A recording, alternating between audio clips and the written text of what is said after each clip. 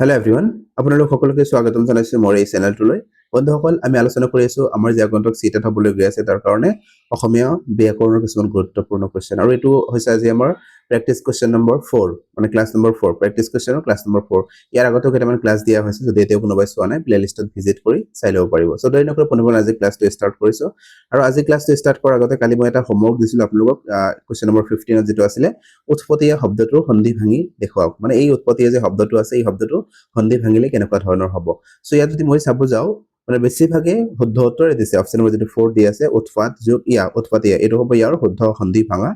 মানে উৎপাত আৰু ইয়া এই দুটা মানে লগ লাগি কি হৈছে, উৎপতীয়া শব্দটো হৈছে। চ' ইয়াত চাব, কিছুমানে অপশ্যন নম্বৰ যিটো 1 দি আছে, উৎ যোগ পতীয়া, উৎপতীয়া, এইটো দিছে কিছুমানে। কিন্তু যদি চাব যাওঁ, মানে অপশ্যন নম্বৰ যিটো 1 দি আছে এইটো শুদ্ধ নহ'ব। তাৰ কাৰণটো কি, ইয়াত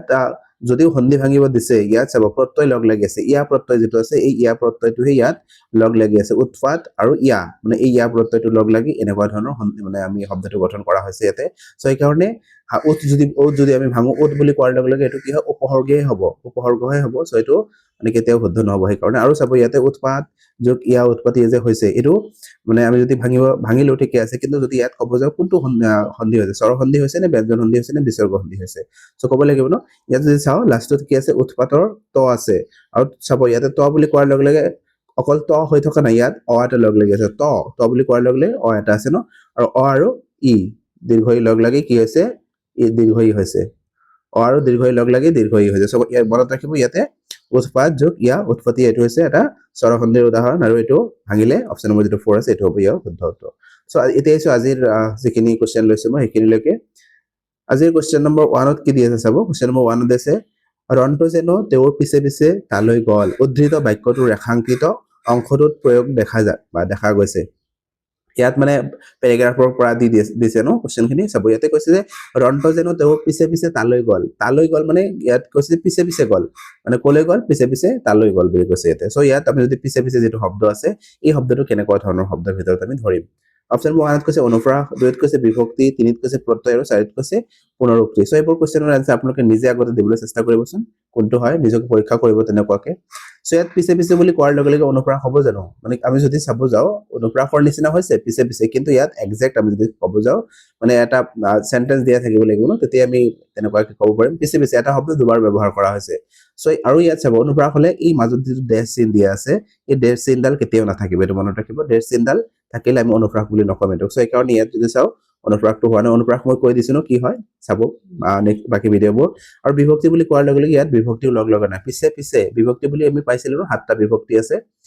প্ৰথমা এ, দ্বিতীয় ক, তৃতীয় ৰে, চতুৰ্থী লৈ, সপ্তমী ষষ্ঠী ৰ, আৰু সপ্তমী ত, পঞ্চমী পৰা যিটো আছিলে সেইটো পৰসৰ্গৰ পিছত লগ লগাই বিভক্তি কৰা হৈছিল ন। চ' আমি যদি চাব যাওঁ, ইয়াত বিভক্তি হোৱা নাই বা ইয়াত প্ৰত্যয়ো হোৱা নাই। প্ৰত্যয় বুলি ক'লে এটা শব্দ থাকিব, আৰু সেইটো শব্দটো আমি কি কৰিম, ভাঙিব পাৰিম তেনেকুৱাকৈ। ইয়াত যদি চাব যাওঁ, অপশ্যন যিটো 4 দি আছে, পুনৰুক্তি, এইটো হ'ব ইয়াৰ শুদ্ধ উত্তৰ। ইয়াত কি কৰা হৈছে, পুনৰুক্তি বা দ্বিৰুক্তি বুলিও ক'ব পাৰি আমি। ইয়াত এটা শব্দ দুবাৰ ব্যৱহাৰ কৰা হৈছে, মানে শব্দৰ ব্যৱহাৰ কৰি কি কৰা হৈছে, যিটো বাক্য আছিলে সেই বাক্যটোৰ সৌন্দৰ্য কিছু পৰিমাণে ইয়াত বঢ়োৱা হৈছে তেনেকুৱাকে। চ' সেইকাৰণে অপশ্যন যিটো 4 দি আছে এইটো হ'ব ইয়াৰ শুদ্ধ উত্তৰ। এতিয়া আহিছো নেক্সট কুৱেশ্যনটোলৈ। Question number 2। কুৱেশ্যন নম্বৰ 2ত কি কৈছে চাব, উপস্থিতি শব্দটোৰ প্ৰয়োগ হৈছে, মানে উপস্থিতি যে শব্দটো আছে এইটোত কি প্ৰয়োগ হৈছে। অপশ্যন নম্বৰ 1ত কৈছে উপসৰ্গ আৰু স্বৰসন্ধি, 2ত কৈছে উপসৰ্গ আৰু ব্যঞ্জন সন্ধি, বিভক্তি আৰু প্ৰত্যয়, আৰু 4ত কৈছে সন্ধি আৰু প্ৰত্যয়। চ' আমি যদি এইটো ভাঙো, কেনেকুৱা ধৰণৰ আমি ভাঙিব পাৰিম চাব। ইয়াতে উপস্থিতি, উপ যোগ উপস্থিতি ন আছিলে, আচ্ছা উপস্থিতি আছিলে ন। চ' উপযোগ অস্থি, উপস্থি। আমি যদি ভাঙো, শুদ্ধকে ভাঙিব গ'লে এনেকুৱা ধৰণৰ হ'ব যে উপযোগ অস্থি, উপস্থি। চ' ইয়াত যদি আমি চাব, উপটো কি হয়, উপটো হৈছে এটা উপসৰ্গ, হয় নে নাই, উপসৰ্গ। চ' আমি যদি চাব যাওঁ, বাকী অপশ্যনবোৰ আমি এনেই এলিমিনেট কৰিব পাৰোঁ। অপশ্যন যিটো 1 দি আছে এইটো হ'ব শুদ্ধ। উপ যদি আমি চাওঁ, এইটো এটা কি পালো, উপসৰ্গ বুলি পালো। আৰু অস্থি, অস্থি বুলি কোৱাৰ লগে লগে এটা যিকোনো এটা শব্দ হৈছে, আৰু শব্দ এই দুটা শব্দ লগ লাগি কি কৰিছে, উপাস্থি শব্দটো লগ লাগাইছে। আৰু ইয়াত যদি আমি চাওঁ, প যিটো আছে, উপৰ লগত ইয়াত লাষ্টত কি থাকিব, এটা হৰ্ষন্ত চিন যিহেতু নাই, চ' সেইকাৰণে ইয়াক আমি অ এটা আছে বুলি ধৰি ল'ম। অ আৰু এটা অ লগ লাগি কি হৈছে, উপযোগ অস্থি ন, অ আৰু অ লগ লাগি আ হৈছে। ইয়াতে অ আৰু অ লগ লাগি আ হৈছে। সন্ধিৰ নিয়ম আছে ন কিছুমান, অ আৰু অ লগ লাগি আ হ'ব, বা কেতিয়াবা অ হ'ব পাৰে, অ আৰু হ্ৰস্ব ই লগ লাগি দীৰ্ঘ ই হয়, কেতিয়াবা হ্ৰস্ব ই থাকে, তেনেকুৱা ধৰণৰ। চ' ইয়াত সেই নিয়মটো ফল' কৰিছে যে অ আৰু অ লগ লাগি আ হৈছে, উপযোগ অস্থি উপাস্থি সো আমি যদি চাবো ইয়াত কি সন্ধি হৈছে স্বৰসন্ধি হৈছে সো স্বৰসন্ধি হ'ব ইয়াৰ শুদ্ধ উত্তৰ সো এই কাৰণে অপচন নম্বৰ 1 টো শুদ্ধ উত্তৰ পৰহৰ্গ বুলি ক'লে কি হ'ব পিছত যেতিয়া মানে লগ লাগিব শব্দ এটা তেতিয়া পৰহৰ্গ বুলি ক'ম আৰু ব্যঞ্জন সন্ধিত আমি পাইছোৱে ন ব্যঞ্জন আৰু ব্যঞ্জন লগ লাগিব বিভক্তি আৰু প্ৰত্যয় ইয়াত হোৱাই নাই বা সন্ধি বা প্ৰত্যয় বুলি ক'লে এইটো প্ৰত্যয়টো নহ'ব সো এই কাৰণে বাকি অপচনবোৰ এলিমিনেট কৰি অপচন নম্বৰ 1 টো ইয়াৰ শুদ্ধ উত্তৰ এতিয়া আছে নেক্সট কোৱেশ্চনলৈ কোৱেশ্চন নম্বৰ 3 কোৱেশ্চন নম্বৰ 3 কি কৈছে চাব 33 ডোখৰ হাড়ৰ দ্বাৰা ৰাজহাড়ডাল গঠিত প্ৰয়োগ হৈছে এই বাক্যটোত কি বিভক্তিৰ মানে এই বাক্যটোত কি বিভক্তিৰ প্ৰয়োগ হৈছে স্যাৰ এটো খেলিমেলি হৈ গ'ল এটো পিছত থাকিব লাগিছিল সো ইয়াত চাব যে 33 ডোখৰ হাড়ৰ দ্বাৰা ৰাজহাড়ডাল গঠিত ৰাজহাড়ডাল কি হৈছে 33 ডোখৰ হাড়ৰ দ্বাৰাহে গঠিত হৈছে সেইটো আমাক কৈছে আৰু এই যে হাড়ৰ দ্বাৰা যে শব্দটো দিয়া আছে এই শব্দটোত মানে কোনটো বিভক্তি লগ লাগি আছে সো বাক্যটোৰ কথা কৈছে আমি যদি চাও এই বাক্যটোৰ ভিতৰত ইয়াতে মানে কি হৈছে বিভক্তি লগ লাগিছে আৰু কোনটো বিভক্তি লগ লাগিছে আমি হেতু ক'ব লাগে আমি যদি চাব যাও প্ৰথমা বিভক্তি হৈছে প্ৰথমা যদি আমি চাও প্ৰথমা কি হয় আমি যদি চাও শূন্য বিভক্তি হ'ব পাৰে বা এ হ'ব পাৰে প্ৰথমা এ বা 0 বুলি আমি ক'ব পাৰো মানে দ্বিতীয়টো দিয়া নাই ন তৃতীয় ক আছে আৰু পঞ্চমীটো আমি পৰা পালো ন পৰা পৰহৰ্গ একচুয়ালি পঞ্চম বিভক্তি নাই যদিও পৰা পৰহৰ্গ পিছত তেনেকুৱা ধৰণৰ লগ লগে আমি পঞ্চম বিভক্তি সমাধান কৰিব পাৰো তাৰপিছত কৈছে সপ্তমী বিভক্তি কি আছিলে ত সো আমি যদি চাব যাও ইয়াত কোনটো বিভক্তি লগ লাগিব চাব ইয়াত যদি চাও আচ্ছা তৃতীয় বিভক্তি দিয়া আছে ন প্ৰথমা এ দ্বিতীয় ক আচ্ছা দ্বিতীয়ত এটো সৰি তৃতীয় বিভক্তি হ'ব লাগিছিল ন দ্বিতীয় ক আছিলে তৃতীয় ৰে আছিলে মই ভুলকৈ দিলো ইয়াতে তৃতীয় ৰে আছিলে সো মনত ৰাখিব ইয়াতে তৃতীয় ৰে আৰু অকল ৰে নহয় আমি আৰু কিছুমান লগাব পাৰো ৰে দি দ্বাৰা এইবোৰ আছিলে তৃতীয় বিভক্তি চিন অকল ৰে বুলি ক'লে কি নহব ৰে দি দ্বাৰা এই তিনিটাই আছিলে তৃতীয় বিভক্তি চিন মানে ৰেও থাকিব পাৰে দিও থাকিব পাৰে আৰু দ্বাৰাও থাকিব পাৰে সো আমি যদি চাব যাও ইয়াতে কি আছিলে হাড়ৰ দ্বাৰা সো এই কাৰণে ইয়াত কি বিভক্তি লগ লাগিব অপচন নম্বৰ 2 দি আছে তৃতীয় বিভক্তি এটো হ'ব ইয়াৰ শুদ্ধ উত্তৰ দ্বিতীয় আছিলে ক মনত ৰাখিব আৰু তৃতীয় ৰে দি দ্বাৰা চতুৰ্থী লৈ ষষ্ঠী ৰ আৰু সপ্তমী পঞ্চমী যেটো ক'লো মই পৰা পৰহৰ্গৰ পিছত লগ লাগে কি কৰা হয় এটো সাধন কৰা হয় সো এই কাৰণে অপচন নম্বৰ 2 দি আছে এটো ইয়াৰ শুদ্ধ উত্তৰ হ'ব এতিয়া আছে নেক্সট কোৱেশ্চনলৈ কোৱেশ্চন নম্বৰ 4 ইয়াত কি কৈছে চাব হৌ ৰঙা ফুলপাহ ধুনিয়া এই হৌ ৰঙা ফুলপাহ যে ধুনিয়া এই বাক্যটোত বিশেষণৰ প্ৰয়োগ কৰা হৈছে কেইটা বিশেষণৰ প্ৰয়োগ কৰা হৈছে বিশেষণ বুলি ক'লে নিশ্চয় গমে পাইছে ন পাৰ্টস অফ স্পীচ যেটো আছিলে আমাৰ পদ বুলি কও মই ধুনিয়াকে আজি মাৰাথান ক্লাছটো লৈছো তাত ধুনিয়াকে বুজাই দিছিলো বস্তুখিনি কি হয় সো চাব পদ বুলি কোৱাৰ লগে লগে কি হয় মানে বিভিন্ন ধৰণৰ ভাগ আছে অসমীয়াটো 5টা ভাগ আছে বিশেষ্য বিশেষণ সৰ্বনাম এনেকুৱা ধৰণৰ আমি বিভিন্ন ধৰণৰ পদ পাইছো আৰু যেটো আছে যে নাউন আৰু গুণদোষ বুজালে তাক আমি কি বুলি কম বিশেষণ বুলি কম নাউন মানে বিশেষ্যৰ গুণদোষ বুজালে বিশেষণ বুলি কম সো ইয়াত হেতুই আমাক কৈছে যে বিশেষণ কেইটা বিশেষণৰ প্ৰয়োগ হৈছে ইয়াত বা কেইবাৰ বিশেষণৰ প্ৰয়োগ হৈছে এটো আমি ক'ব লাগিব ইয়াত যদি চাও হৌ ৰঙা ফুলপাহ ধুনিয়া ইয়াত ফুলপাহ কোনটো হৈছে এটো হৈছে ফুল বা ফুলপাহ হৈছে এটো বিশেষ্য শব্দ আৰু এই বিশেষ্য শব্দটো বুজাবলৈ ইয়াত দোষ বা গুণ কেইবাৰ আমি ব্যৱহাৰ কৰিছো ইয়াত যদি চাব যে অপচন ৰঙা বুলি কোৱাৰ লগে লগে কি আছে ফুলৰ মানে কেনেকুৱা ধৰণৰ কালাৰ হয় সেই কালাৰটো বৰ্ণনা কৰিছে সো ইয়াতে এটো এটা কি হ'ব বিশেষণ হ'ব আৰু এই ধুনিয়া শব্দটো যদি আছে এই ধুনিয়া শব্দটো কি হ'ব এটা বিশেষণ হ'ব সো আমি কেটা পালো এটা আৰু ইয়াত আছে এটা দুটা সো দুটা বিশেষণৰ ইয়াত ব্যৱহাৰ কৰা হৈছে অপচন নম্বৰ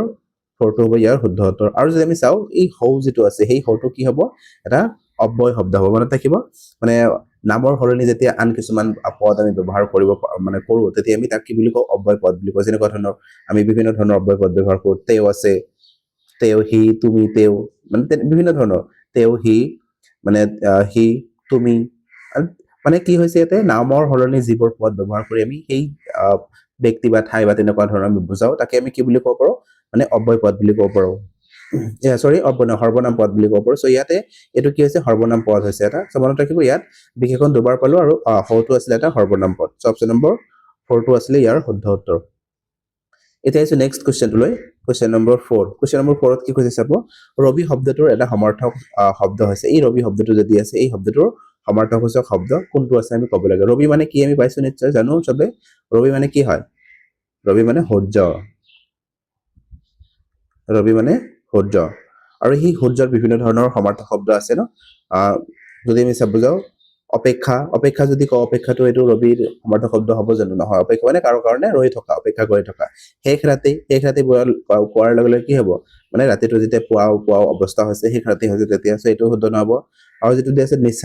নিশাচৰ বুলি কোৱাৰ লগে লগে কি হ'ব যে ৰাতি নুহুয়ে মানে ৰাতি চৰি থাকে ঘূৰি থাকে তো তেওঁক আমি নিশাচৰ বুলি ক'ম সো এটো ইয়াৰ ক্ষেত্ৰত শুদ্ধ নহব অপচন নম্বৰ যেটো 3 দি আছে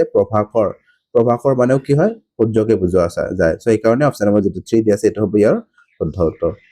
এতিয়া আছে নেক্সট কোৱেশ্চনটো Question number 6 ইয়াত কি কৈছে চাব এটা শব্দত প্ৰকাশ কৰিবলৈ কৈছে যাক গণনা কৰিব নোৱাৰি মানে যিবোৰ বস্তু আছে এনেকুৱা ধৰণৰ কিছুমান বস্তু আছে যাক আমি গণনা কৰিব নোৱাৰো তাক আমি এটা শব্দত প্ৰকাশ কৰিলে কি হ'ব অগণন অপচন নম্বৰ 3 দি আছে এটো হ'ব ইয়াৰ শুদ্ধ উত্তৰ অগণন এটা আছে নেক্সট Question number 7 ইয়াত কি কৈছে চাব চাবি শব্দটোৰ লগত প্ৰয়োগ হোৱা কোনটো নিৰ্দিষ্টতাবাচক প্ৰত্যয় অশুদ্ধ ইয়াত চাব প্ৰত্যয়ৰ ভিতৰত নিৰ্দিষ্টতাবাচক প্ৰত্যয় আছে সো এই নিৰ্দিষ্টতাবাচক প্ৰত্যয়ৰ ক্ষেত্ৰত এই চাৰিটা অপচনৰ ভিতৰত কোনটো অশুদ্ধ হ'ব আৰু কোনটো শব্দৰ লগত আমি লগাব লাগে এই চাবি শব্দটোৰ লগত লগাব লাগিব আমি লগাই চাব লাগিব সো যদি ইয়াত চাও চাবিৰ লগত পাত লাগিব এটো শুদ্ধ হ'ব চাবি সকল এটো চাবিৰ লগত সকল লাগিব জানো মানুহৰ ক্ষেত্ৰত হ'ব পাৰে শিক্ষকসকল মানুহসকল তেনেকুৱা ধৰণৰ আমি লগাব পাৰো কিন্তু এই ক্ষেত্ৰত চাবিৰ লগত সকল কেতিয়াও নালাগিব সো এটো অশুদ্ধ হ'ব চাবি কোচা ঠিকই আছে চাবি জকা সো আমি এইবোৰ শব্দ ব্যৱহাৰ কৰিব পাৰো কিন্তু আমাক ইয়াত সুধিছিলে কোনটো আমি ব্যৱহাৰ কৰিব নোৱাৰো কোনটো নিৰ্দিষ্টতাবাচক প্ৰত্যয় আমি ব্যৱহাৰ কৰিব নোৱাৰো চাবিৰ লগত বা কোনটো অশুদ্ধ হ'ব সো অশুদ্ধটো লাগে না অপচন নম্বৰ 2 টো হ'ব ইয়াৰ শুদ্ধ উত্তৰ এতিয়া আছে নেক্সট Question number 8 ইয়াত কি কৈছে চাব তলত দিয়া বাক্যকেইটাৰ মাজৰ পৰা ব্যাকৰণগতভাৱে শুদ্ধ বাক্যটো বাছি উলিওৱা ইয়াত যে চাৰিটা বাক্য দি আছে তাৰ মাজৰ পৰা ব্যাকৰণগতভাৱে কোনটো বাক্য শুদ্ধ হ'ব এটো আমাক লাগে অপচন নম্বৰ 1 ত কৈছে তেওঁ কালি ঘৰ যাইছিল চাব আপোনালোকে নিজে এবাৰ পঢ়ি গলে চালে গম পাব এই বাক্যটো শুদ্ধ হ'ব জানো তেওঁ কালি ঘৰ যাইছিল বুলি হ'বনে এটো কেতিয়াও শুদ্ধ নহব তাৰ পিছত কৈছে মই কাইলৈ ঘৰলৈ যাম তাৰ পিছত কৈছে মই যোৱাকালি ঘৰ যাম বুলি ক'লে হ'ব ঘৰলৈ যাম হ'ব লাগিব সো এটো শুদ্ধ নহব তাৰ পিছত কৈছে তুমি পৰহি ঘৰ যোৱা মানে তুমি পৰহি ঘৰ যোৱা বুলি ক'লে নহব যাবা বুলি ক'ব লাগিব তুমি পৰহিলে ঘৰত যাবা বা ঘৰ যাবা সো এটো শুদ্ধ নহব আমি যদি চাব অপচন নম্বৰ 2 দি আছে মই কাইলৈ ঘৰলৈ যাম সো এটো হ'ব ইয়াৰ শুদ্ধ এটা আছে নেক্সট কোৱেশ্চন টো এটা আছে নেক্সট লৈকে Question number 9 ত কি কৈছে চাব Question number 9 ত কৈছে অতি ভক্তি দেশৰ লক্ষণ সো ইয়াত এটা ফকৰা যোজনা দিছে আৰু একেবাৰে সহজ ফকৰা যোজনা হয় এবাৰ চোৱাৰ লগে লগে মনত আহি যাব অতি ভক্তি চোৰৰ লক্ষণ অপচন নম্বৰ যেটো 1 দি আছে এটো হ'ব ইয়াৰ শুদ্ধ উত্তৰ অতি ভক্তি কৰিলে কি হয় চোৰৰ লক্ষণ মানে ইমান বেছি ভক্তি দেখালে এটো গম পোৱা যাব যে এও মানে এও মনত কিবা এটা মানে চোৰৰ স্বভাৱ এটা লুকাই আছে সেই কাৰণতে ইমান ভক্তি দেখাই আছে তেনেকুৱা ধৰণৰ আমি ব্যৱহাৰ কৰো ন ফকৰা যোজনা হিচাপে অপচন নম্বৰ 1 টো আছিল ইয়াৰ শুদ্ধ উত্তৰ এতিয়া আছে নেক্সট লৈকে Question number 10 ত কি কৈছে চাব তলত দিয়া শব্দকেইটাৰ কোনটোৱে হৰণ কৰোতা বা হৰণকাৰী বুজায় এই চাৰিটা যে অপচন দিছে তাৰ ভিতৰত কোনটোৱে হৰণকাৰী বুজাব বা হৰণ কৰোতা বুজাব অপচন নম্বৰ 1 ত কৈছে হাৰি 2 ত কৈছে হৰি 3 ত কৈছে হাৰি আৰু 4 ত কৈছে হাৰি সো আমি যদি চাব যায় এই শব্দবোৰৰ ভিতৰত হৰণ কৰা কোনটো শব্দই বুজাব সো ইয়াত চাব হাৰি যদি কও এই যেটো অপচন নম্বৰ 1 ত আছে হাৰি বুলি ক'লে মানে পুৰণি যুগত এটা জাতি আছিল কোন জনগোষ্ঠী আছিল সো ইয়াক আমি হাৰি বুলি পাইছিলো সো এটো কি নহব এই ক্ষেত্ৰত হৰণ কৰা বুজাব হাৰি মানে তেনেকুৱা ধৰণৰ আৰু কোনো এটা জাতি বা উপজাতিক বুজোৱা যায় আৰু হৰি বুলি কোৱাৰ লগে লগে ইয়াত যদি চাও হৰি যেটো দি আছে হৰিটো আমি একচুয়ালি এনেকৈ লিখা যায় হৰিটো কিন্তু অপচনত এনেকৈ দিয়া আছিল হৰি বুলি কোৱাৰ লগে লগে কি হয় যাক আমি কি বৈষ্ণৱ ধৰ্মমতে হৰি বুলি কোৱাৰ লগে তেওঁলোকে নাম গুণ গোৱা তেনেকুৱা ধৰণৰ হৰি ভগৱান বা শ্ৰীকৃষ্ণক বুজোৱা গৈছিল ইয়াতে সো হেতুও নহব ইয়াত এটো শুদ্ধ নহব 3 নম্বৰ যেটো কৈছে হাৰি মানে কি হয় এই হাৰি মানে হৰণ কৰতা মানে হাৰি কি কৰিলা হৰণকাৰী বা হৰণ কৰতা বুজাব অপচন নম্বৰ যেটো 3 দি আছে এটো হ'ব ইয়াৰ শুদ্ধ উত্তৰ আৰু 4 নম্বৰ যেটো দি আছে হাৰি বুলি কোৱাৰ লগে লগে হাৰি যোৱা কোনটা মানে খেল পাতিছে খেলত অংশগ্ৰহণ কৰাৰ পিছত তেওঁ হাৰি গল সো আমি যদি চাব যে হেতু হাৰি হ'ব সো ইয়াৰ শুদ্ধ উত্তৰটো আছিল অপচন নম্বৰ 3 এটা আছে নেক্সট Question টো Question number 11 ইয়াত কি কৈছে চাব যে পোহৰ শব্দটোৰ বিপৰীত অৰ্থসূচক এটা শব্দ হৈছে এই যে পোহৰ শব্দটো দি আছে ইয়াৰ বিপৰীত অৰ্থসূচক শব্দ কোনটো হ'ব সো একেবাৰে ইজি হয় এটো পোহৰ বুলি কোৱাৰ লগে লগে কি হ'ব আন্ধাৰ অপচন নম্বৰ 1 টো হ'ব ইয়াৰ শুদ্ধ উত্তৰ বিপৰীত কৈছে ন আৰু যেটো কৈছে ৰাতি বুলি কোৱাৰ লগে লগে যদিও আন্ধাৰ হয় কিছুমান ক্ষেত্ৰত ৰাতি বুলি কোৱাৰ লগে লগে আন্ধাৰ হ'ব কিন্তু ইয়াত যদি চাব যে ৰাতিৰ বিপৰীতাৰ্থ শব্দ পোহৰ নহব কেতিয়াও দিন হে হ'ব ৰাতি বুলি কোৱাৰ লগে লগে ইয়াৰ বিপৰীত কি হ'ব দিন হ'ব আৰু যেটো কৈছে উজ্জ্বলৰ কি হ'ব অনুজ্জ্বল হ'ব অনুজ্জ্বল হ'ব ইয়াৰ শুদ্ধ উত্তৰ সো এটো নহব ইয়াৰ ক্ষেত্ৰত চিকমিকিয়া বুলি কৈছে সো আমি যদি চাব যে এইবোৰ শুদ্ধ নহয় অপচন নম্বৰ 1 টো আছিল ইয়াৰ শুদ্ধ উত্তৰ এতিয়া আছে নেক্সট লৈকে Question number 12 ইয়াত কি কৈছে চাব তেও আজি ৰাতিপুৱাৰে পৰা লিখি ডেছ উপযুক্ত পদেৰে খালী ঠাই পূৰ কৰি বাক্যটো সম্পূৰ্ণ কৰা সো ইয়াত যদি আমি চাব যাওঁ টেন্সৰ পৰা দিছে যে তেওঁ আজি ৰাতিপুৱাৰ পৰা লিখি আছে থাকিছিল নাই থাকিব সো আমি যদি চাব যাওঁ অপচন নম্বৰ 1 টো হ'ব ইয়াৰ শুদ্ধ উত্তৰ যে তেওঁ আজি ৰাতিপুৱাৰে পৰা লিখি আছে আৰু এটো কোন টেন্সৰ হ'ব যে আমি চাব যাওঁ কোনটো কালৰ হ'ব বৰ্তমান কালৰ ন বৰ্তমান কালৰ ভিতৰত বিভিন্ন ভাগ আছে কিছুমান আমি যদি চাব যাওঁ স্বৰূপ বৰ্তমান কাল যেটো আছে মানে বৰ্তমানত চলি থকা তেনেকুৱা ধৰণৰ স্বৰূপ বৰ্তমান কাল হ'ব ইয়াৰ শুদ্ধ উত্তৰ অপচন নম্বৰ 1 টো এতিয়া আছে নেক্সট লৈকে নেক্সটত কি দি আছিল চাব সন্ধি ভাঙিব দিয়া গৈছে ইয়াতে চাব ব্ৰিকডৰ শব্দটোৰ সন্ধি ভাঙি দেখুৱাই যে ব্ৰিকডৰ শব্দটো আছে আমি ইয়াক কেনেকুৱাকৈ সন্ধি ভাঙিব পাৰো সো ইয়াত চাব আমি যদি সন্ধি ভাঙাৰ নিয়ম বৰ যদি চাও বা জানো এই সন্ধিটো আমি দুটাৰ বেছি ভাঙিব নোৱাৰো অকল দুটাই থাকিব লাগিব এটা শব্দক আমি দুবাৰ মানে দুটা বাক্য হিচাপে দুটা বাক্য নহয় দুটা শব্দ হিচাপে ভাঙিব লাগিব আৰু মাজত কি থাকিব এই প্লাস চিহ্নডাল থাকিব বা যোগ চিহ্নডাল থাকিব সো আমি যদি চাব যাও এইবোৰ একেবাৰে তন্নতন্নকৈ ভাঙি দিছে ন সো এই কাৰণে এটো শুদ্ধ নহব আৰু যদি চাও 3 নম্বৰটো আমি এনে এলিমিনেট কৰিব পাৰো সো এই দুটা কেতিয়াও হ'ব নোৱাৰে তাৰ পিছত যেটো 2 নম্বৰত কৈছে ব্ৰিক যোগ উদৰ ব্ৰিকডৰ আৰু কৈছে ব্ৰিক যোগ উদৰ ব্ৰিকডৰ সো আমি যদি চাব যাও ব্ৰিকো কেতিয়াও নহব ব্ৰিকো যোগ দৰ ব্ৰিকডৰ বুলি ক'লে এনে দেখা যেন শুদ্ধ লাগিছে কিন্তু সমাসৰ নিয়মৰ ফালে সমাস নহয় সৰি সন্ধিৰ নিয়মৰ ফালে যদি আমি চাব যাও এটো শুদ্ধ নহব সো অপচন নম্বৰ যেটো 2 দি আছে এটো হ'ব ইয়াৰ শুদ্ধ উত্তৰ ব্ৰিক যোগ উদৰ ব্ৰিকডৰ আৰু চাব এই ব্ৰিকডৰ যদিও সন্ধি ভাঙিব দিয়া গৈছে এটো এটা সমাসৰহে উদাহৰণ হয় মানে সমাসযুক্ত এটা শব্দ হয় সো ইয়াত কবচোন কোনটো সমাস ইয়াত লগ লাগি আছে মই সমাস কিটো কৈ দিছো বেকটো কৈ দিছো যে যাৰ কি হৈছে ব্ৰিকডৰ বুলি কৈছে ন যাৰ উদৰ মানে ব্ৰিকৰ নিচিনা যাৰ উদৰ ব্ৰিকৰ নিচিনা যাৰ উদৰ হয় তেওঁক আমি ব্ৰিকডৰ বুলি ক'ব পাৰো সো এই যে ব্ৰিকডৰ শব্দটো আছে এটো কোনটো সমাসৰ ভিতৰত আমি ধৰিব পাৰিম সো এটো আপোনালোকে নিশ্চয় কমেন্ট কৰি জনাবচোন এটো আজি আপোনালোকৰ কাৰণে হোমৱৰ্ক থাকিল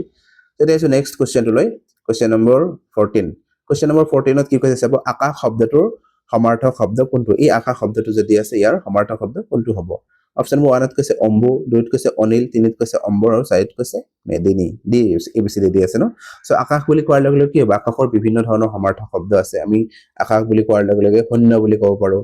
আকাশৰ সমাৰ্থক শব্দ শূন্য ব্যোম বুলি ক'ব পাৰো আকাশ বুলি কোৱাৰ লগে লগে ব্যোম বুলি ক'ব পাৰো সো এইবোৰ আছিল আকাশৰ মানে কি হয় সমাৰ্থক শব্দ আৰু অম্বৰ বুলি ক'ব পাৰো অম্বৰ মানে আকাশ হয় অম্বৰ বিভিন্ন ধৰণৰ আছে আকাশৰ সমাৰ্থক শব্দ চাব ইয়াৰ পৰা অম্বু বুলি ক'লে আকাশ নবুজাব অনিল বুলি ক'লে আকাশ নবুজায় অনিল মানে বতাহৰ এটো এটা সমাৰ্থক শব্দ হয় অনিলটো তাৰপিছত যেতিয়া আছে অম্বৰটো যদি চাব যাও অপচন নম্বৰ সি টো হ'ব ইয়াৰ শুদ্ধ উত্তৰ আৰু যে মেদিনী বুলি কৈছে আমি এটো পৃথিৱীৰ সমাৰ্থক শব্দ হিচাপে ধৰিব পাৰো পৃথিৱীৰ বিভিন্ন ধৰণৰ সমাৰ্থক শব্দ আছে ধৰিত্ৰী ধৰা মেদিনী মানে মাটি বুজাইছে সো এটো হ'ব পাৰে সো আমি যদি চাব যাও বাকি অপচনবোৰ শুদ্ধ নহয় অপচন নম্বৰ সি টো হ'ব ইয়াৰ শুদ্ধ উত্তৰ এতিয়া আছে নেক্সট কোৱেশ্চনটো লৈ অৰ্থাৎ আজিৰ ভিডিঅৰ শেষৰটো কোৱেশ্চন 15 ইয়াত কি হৈছে সন্ধি ভাঙিবলৈ দিয়া গৈছে ইয়াতে বিদ্যালয় শব্দটো যদি আমি সন্ধি ভাঙো কেনেকুৱা ধৰণৰ হ'ব আৰু চাব ইয়াতে কোনটো সন্ধি আছে হেতু ক'ব লাগিব এটো আপোনালোকে নিশ্চয় ক'ব ইয়াত কৈছে বিদ্যা যোগ আলয় বিদ্যালয় বিদ্য যোগ আলয় বিদ্যা যোগ লয় আৰু বিদ যোগ আলয় সো আমি যদি চাব যাও অপচন নম্বৰ যেটো 1 দি আছে এটো হ'ব ইয়াৰ শুদ্ধ উত্তৰ বিদ্যা যোগ আলয় বিদ্যালয় মানে বিদ্যাৰ ঘৰ যত কি কৰা হয় শিক্ষা যত দিয়া হয় তেনেকুৱা ধৰণৰ ঘৰ বুজাইছে ইয়াতে বিদ্যা যোগ আলয় বিদ্যালয় আৰু ইয়াত কি সন্ধি লগ লাগি আছে এটা যদি চাব যাও এটো সমাসৰ এটা উদাহৰণ হয় সন্ধিৰ দিছে সো ইয়াত যদি চাব যাও ইয়াত কি আছে আৰু লগ লাগি আই হৈছে সো বিদ্যা যোগ আলয় বিদ্যালয় আৰু এটো কি হ'ব স্বৰসন্ধিৰ এটা উদাহৰণ হ'ব স্বৰসন্ধিৰ এটা উদাহৰণ হ'ব আৰু যদি ইয়াত আমি সমাস চাব যাও কোনটো সমাস হ'ব ইয়াতে ক'বচোন সমাস ইয়াত সমাসৰ লগ লাগি আছে ন বিদ্যালয় মানে বিদ্যা যত দিয়া হয় এটো কি হ'ব কোনটো সমাস হ'ব নিশ্চয় কমেন্ট কৰি জনাব সো আপোনালোকৰ দুটা হোমৱৰ্ক থাকিলে এই সমাসৰ পৰাই দিয়া গৈছে এই দুটা কি সো নিশ্চয় কমেন্ট কৰি জনাবচোন সো আজিৰ ভিডিঅটো ইমানেই আছিল যদি ভিডিঅটো ভাল পাইছে লাইক আৰু শেয়াৰ কৰিব আৰু এতিয়াও যদি আমাৰ চেনেলটো সাবস্ক্ৰাইব কৰা নাই সাবস্ক্ৰাইব কৰি কাষত থকা বেল আইকনটো দবাই ৰাখিব ভিডিঅটো সকলোৱে চোৱাৰ বাবে ধন্যবাদ